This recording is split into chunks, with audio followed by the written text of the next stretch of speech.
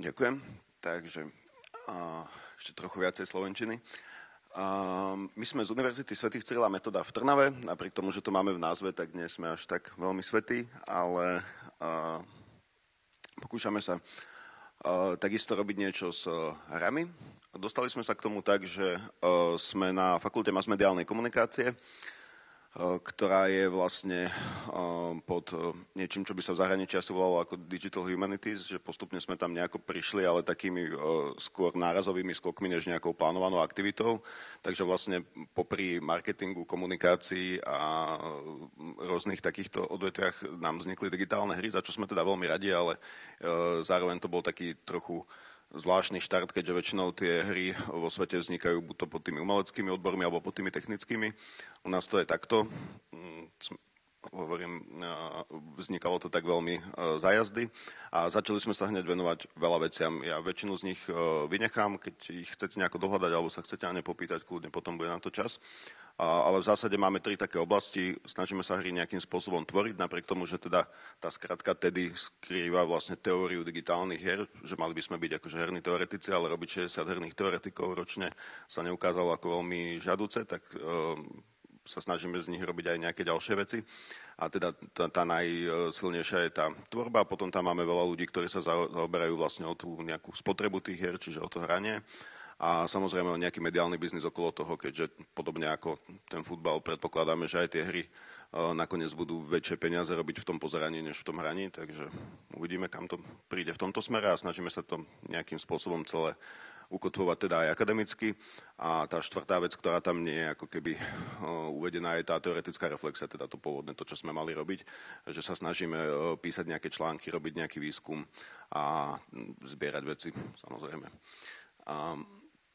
K tomu výskumu sme založili ešte v 2017 takýto žurnál, ktorý 2-krát do roka vychádza a snažíme sa ho teda doposúvať k nejakým relevantným zdrojom, tak aby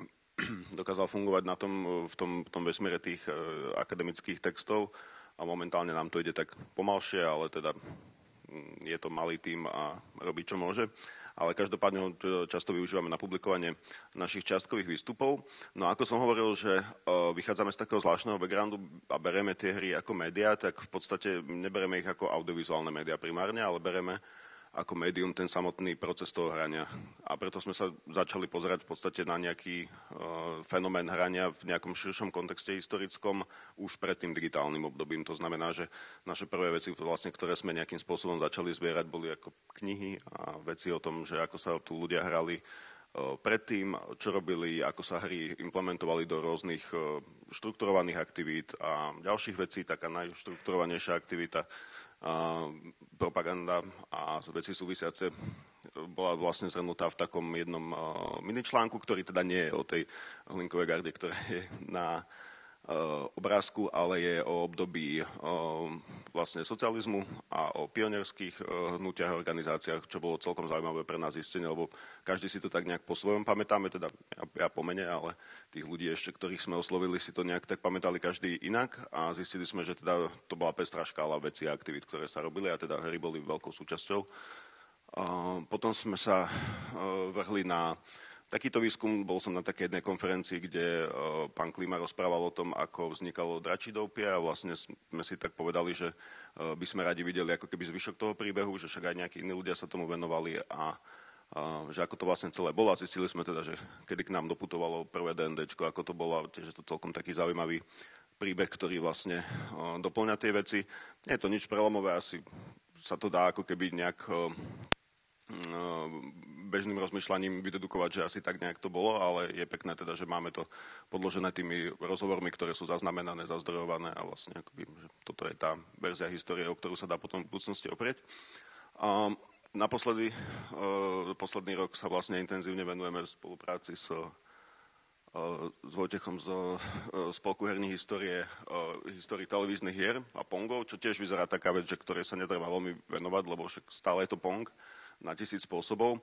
ale ukázalo sa, že je to naozaj Pong na 1000 spôsobov, že každý ten spôsob je nejakým spôsobom špecifický a že v tých rôznych krajinách vznikali rôzne veci, ktoré má zmysel porovnávať alebo teda pozerať sa na ne aj nejako viacej ako to, že všetci sme chceli mať Pong. No a zistili sme teda, že okrem toho, že vznikol nejaký po tých všetkých peripetiách, tak sa udialo aj veľa iných ďalších vecí, ktoré sú aj z toho herného hľadiska, aj z toho technologického, aj z toho dizajnerského možno zaujímavejšie než väčšina iných vecí, ktoré sme dovtedy vnímali ako dôležité. A o tom možno ešte povie viacej aj Vojtech. Každopádne, čo je pre nás zaujímavé, sú tie artefakty, ktoré okolo toho vznikajú a rôzne také ako keby doma tvorené a bastlené veci, ktoré teda nielen okolo Pongov, ale okolo celej tej našej československej histórie sa neustále motajú a to je taká vec, ktorú sa snažíme nejako zbierať a uchovávať, lebo máme pocit, že je akoby najmenej, že tie hry a samotné sme trochu opustili na úkor tohto, že sa snažíme viacej pozbierať tie veci, ktoré miznú z nášho pohľadu teda pomerne rýchlo. No a potom sme sa samozrejme pozerali aj na tie väčšie zariadenia, ktoré tu nejakým spôsobom existovali a ktoré už nejakým spôsobom zmapované sú, ale napriek tomu neexistuje veľa nejakých hmatateľných dôkazov o tom, že ako to bolo, okrem teda tých spomienok tých jednotlivých ľudí.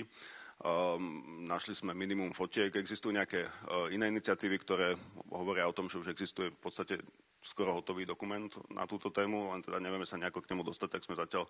začali zbierať, že čo sme vedeli nájsť my. A to sú takéto rôzne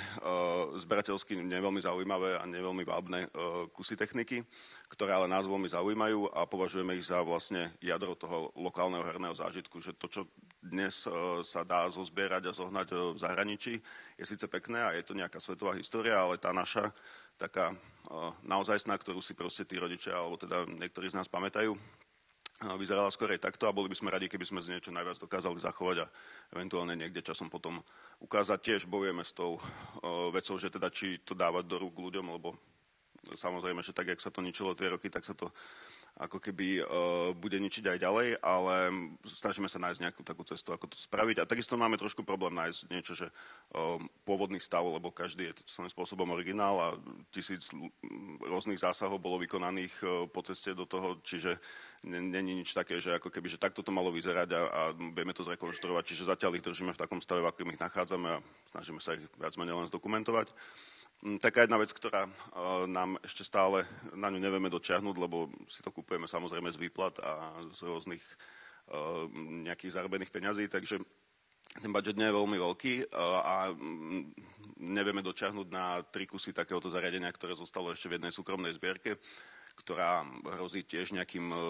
blízkym zánikom, takže keby sme sa vedeli potom v budúcnosti porozprávať možno o tom, že kde na takéto niečo nájsť peniaze, tak existuje jeden jediný v podstate zachovaný typ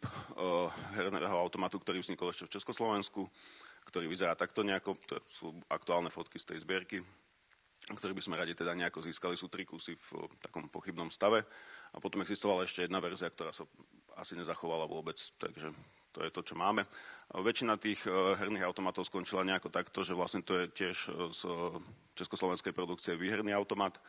ktoré tiež nejakým spôsobom máme na radare, aj keď teda akože je to trochu iná kategória zábavy, ale stále poznačila osudy mnohých ľudí.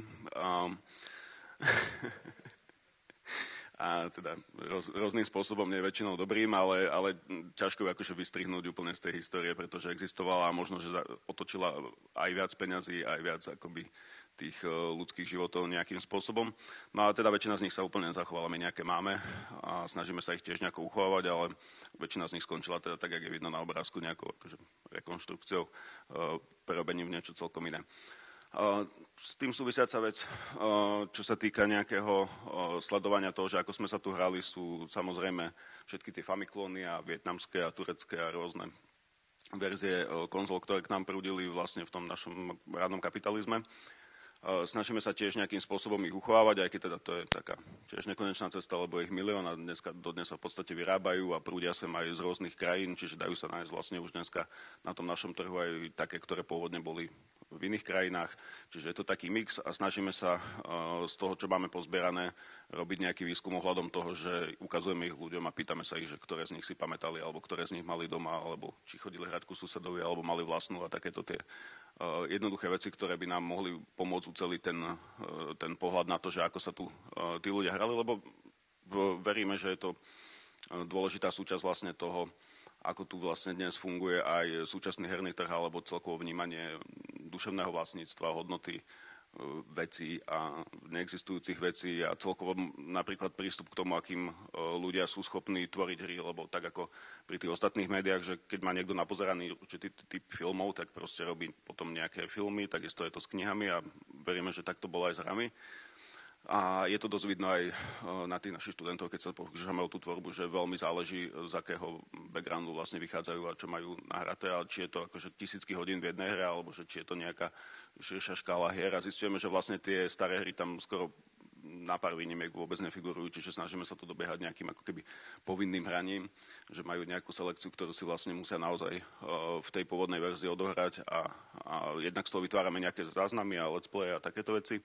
A jednak sa snažíme potom s nimi o tom diskutovať, že ako teda vnímajú ten dobový herný zážitok versus to, že videli nejaké YouTubeové video o tom, ako vyzerá napríklad Pong, ale v živote nemali v ruke ten otočný ovládač, čo je vlastne celá pointa toho, že ako sa to hrá.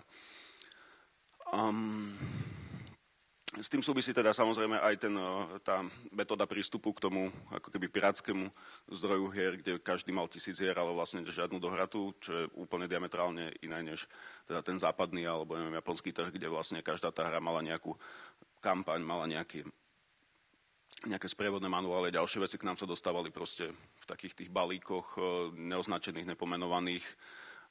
jednak už v tejto fáze vlastne 8-bitovej, a jednak v tej teda neskoršej nejakej pirátskej, kde sme ich proste rôzne ochudobnené, ožobračené a ostrúhané pokúšali hrať. Niektoré išli pustiť, niektoré nie, a to je ako keby to, čo sme si z toho odniesli, z toho obdobia. Čiže veríme, že to je dôležité nejakým spôsobom tiež sledovať a mať na pamäti, keď sa pozeráme na to, že prečo tu veci fungujú alebo nefungujú takým spôsobom, akým to momentálne je. Toto je náš najväčší úspech, lebo stále bojujeme samozrejme na škole s tým, že nie všetci vnímajú celý ten archív ako nejakú ako veľmi hodnotnú alebo teda vec, ktorú by mala robiť nejaká masmediálna škola, ktorá vlastne má produkovať nejakých ľudí pred kameru. Takže sme spravili nejaké kroky aj v spolupráci s kolegami a začali sme nejakým spôsobom robiť nejaký taký zmysluplný archív tých artefaktov a označovať ich a ukladať ich teda do poličiek, aby sa nepovalovali kade-tade po teréne. Máme inak taký protiatomový kryt veľký, ktorý je proste síce pekné miesto na návštevu, ale v skutočnosti neslúži veľmi ako nejaký funkčný archív, v ktorom sa dá niečo nájsť len tak, že tam človek príde. Takže snažíme sa aj robiť takúto nejakú katalogizáciu a teda sprehľadnenie toho všetkého, čo máme. No a tiež tam funguje ten efekt, čo Maro spomínal, že ako náhle to ľudia vidia, tak väčšinou sa vracajú s tým, že tak som našiel aj ja niečo doma, alebo sused niečo vyhadzoval, tak som vám to doniesol. Čiže tie veci sa začínajú nejakým spôsobom kumulovať a tiež budeme musieť časom riešiť, že ako ich selektovať, alebo teda, že ktoré z nich sú hodné zachovať. To naše školské vedenie by najradšej bolo, keby sme hneď z toho spravili múzeum štýlom, že poukladajte to niekam do vitríny, dajte k tomu, že aspoň z akého je to roku a ako keby my môžeme o tom spraviť tlačovú správu. Ale pre nás je to také, že najprv sa snažíme čo najviac toho nazbierať a zistiť vlastne, že čo bolo dôležité alebo čo bolo najviac a čo sa oplatí naozaj vystaviť a niečo viacej o tom možno povedať, než len to, že to existovalo. Takže to je teraz to, čo sa snažíme robiť. Okrem toho sa snažíme robiť ešte takúto zvláštnu vec, ktorá začala v súvislosti s tým predmetom povinného hrania, kde som dával vlastne študentom hrávať hru Playboy. A k tomu som mal, keďže o nej samotnej sa nedá veľa povedať bez toho, aby som akože nevyspojloval veľa tých vecí, tak som si vymyslel takú prednášku, že vlastne také tie ako keby dospelácké hry v tomto období a začal som ju postupne doplňať, až nevznikol taký dlhý prehľad vlastne rôznych hier, ktorý som bol odprezentovať na poslednej digre. A ľudia tam boli celkom zaujatí tým, lebo pre nich bola ako keby štúdia nejakých pornografia alebo queer studies alebo niečo takého v hrách veľmi ako keby posledné roky sa snažili riešiť a celkom im uchádzalo to, že vlastne to tam bolo odjakživa, keďže ono to tak veľmi nepresakuje do tých učebných textov alebo do všetkého, čoho dôkazom je vlastne aj to, že aj tie ostatné aspekty kultúry ako keby takto nebývajú, lebo predsa len, že deti majú nejaké traumy z toho, keď vidia na tela a podobné veci, takže snažíme sa opravovať toto a teda dostávať ich naspäť do tých učebníc, aj keď teda ide to tak všelijako kostrbato, ale ak by teda bol záujem, existuje veľmi dlhá prezentácia, ktorú rád ukážem a do ktorej stále zbierame nejaké nové kúsky. A teda výstupom z tej degree bolo, že vlastne bolo by fajn spraviť toto na nejakej európskej alebo teda aspoň nejakej východoeurópskej úrovni a spraviť nejaký prehľad jednak toho teda, čo existovalo a jednak toho, aká je teda tá lokálna herná skúsenosť, že koľko ľudí si to pamätá, pre koľko ľudí to bola možno tá prvá hra, cez ktorú si uvedomili, že počítače sú vlastne niečo zaujímavé, lebo veríme, že tak ako s inými médiami, toto bola vec, ktorá nie je úplne zanedbateľná. Okrem toho veľa jamujeme. Za tých koľko 9 rokov existujeme, sme spravili vyše 60 herných jamov, na ktorých vznikli vlastne stovky her a snažíme sa ich tiež nejakým spôsobom archivovať, teda aj v spolupráci s nejakými existujúcimi aktivitami, ktoré už sú a jednak aj spätne my ako keby ich dolujeme, lebo to skončilo kade-tade na drivoch a na ičiach a na rôznych miestach, ktoré nemajú tiež nejaké dlhé dožitie. A tiež si myslíme, že jedného dňa môžu byť podobne zaujímavé ako tie prvotné textovky, ktoré dneska v nich hľadáme nejaké odkazy na dobu alebo na ľudí, ktorí nejakým spôsobom zažívali vtedajšiu realitu. Čiže aj tie jamovky napriek tomu, že sú to ako keby veľmi nejaké nedokončené alebo často aj nefunkčné veci, tak nesú so sebou nejaký dobový odkaz, ktorý by sa oplatilo zachovať, kým je. Takže toto je taká vec, ktorú robíme. No a posledná vec, to je môj taký súkromný projekt, ktorý má taký presah, ktorý sa snažím teda komunikovať všade, že všetci teraz riešia umelú inteligenciu a rôzne veci. Ja som sa teda pokúsil si tiež vytvoriť nejaké custom GPT, ktorému som sa snažil vysvetliť niektoré veci, ktoré to štandardné GPT nechápalo. Takisto som tam nalodoval nejaké veci, ktoré proste som mu prikázal, aby to kontrolovalo predtým, než teda sa dostane k tomu výsledku. No a idea je taká, že funguje to celkom fajn, ale fungovalo by to oveľa lepšie, keby sme to dokázali napojiť na vlastne takéto snahy. Lebo momentálne som aj súčasťou, alebo teda viacerí z nás sú súčasťou nejakých európskych snah o spojenie tiež rôznych podobných iniciatív a všetky zatiaľ končia tým, že spravíme nejaký zoznam linkov a zoznam databáz, ktoré vlastne už existujú a že keď niekto chce, nech sa v nich hrabe. Čo je síce pekné a určite to akože veľa ľuďom uľahčí život alebo možno, že prácu, ale v skutočnosti to veľa nerobí s tým jednak dlhodobejším zachovaním, jednak je nadľudské akože naozaj prechádzať všetky tie dáta, ktoré sú často ako keby duplicitné, rozličné a preto by sme potrebovali, aby čo najviac tých dát bolo možné nejakým spôsobom napasovať do tej umelej inteligencie, aby sme dokázali z nich proste čerpať jednoduchým ľudským inputom. Čo teda sa zatiaľ snažím robiť v takejto malej forme a snažím sa chodiť po všetkých miestach, kde sa snažia vyrobiť nejakú databázu, aby z nej potom bol taký výstup, ktorý tie stroje dokážu chápať nejako bez omylov. Takže toto sú veci, ktoré robíme. Ak vás čokoľvek z toho zaujalo, rád sa počas diskusie ešte k tomu vrátim a teda prenechám zvyšok času ďalším hosťom.